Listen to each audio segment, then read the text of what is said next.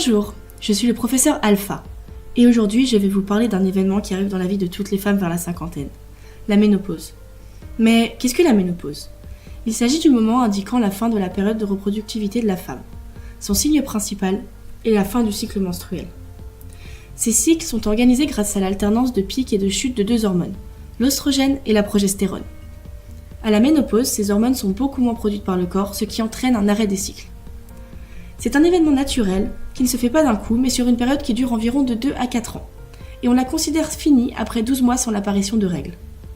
Cette période peut être accompagnée de nombreuses manifestations physiques. Mais quels sont les symptômes de la ménopause ?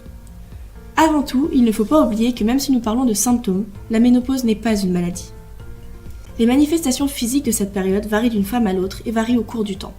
Il peut y avoir des bouffées de chaleur, des sueurs nocturnes, des maux de tête, une sensation de fatigue, des troubles du sommeil, une irritabilité ou encore des douleurs articulaires. Ces événements ne durent pas pour la plupart. Même si la ménopause n'est pas une maladie, ce chamboulement hormonal n'est pas sans conséquences sur la santé et peut être pris en charge. Mais quelles sont justement les conséquences sur la santé ? La maladie la plus associée à cette période est l'ostéoporose.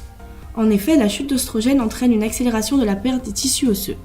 Mais je ne vais pas m'étendre dessus, j'en parle déjà dans une autre vidéo. Avec la chute d'hormones, les risques de développer des maladies cardiovasculaires est plus important. Mais quels sont les conseils exactement ?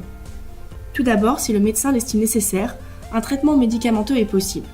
En ce qui concerne l'alimentation adaptée, ce sont les mêmes conseils que pour l'ostéoporose. Il faut augmenter ses apports en calcium, en vitamine D et en protéines. De plus, il est plus facile de prendre du poids une fois ménopausée. Il faut donc y faire attention et adopter un mode de vie sain. Voilà, c'est tout pour aujourd'hui. Je vous retrouve dans une nouvelle vidéo.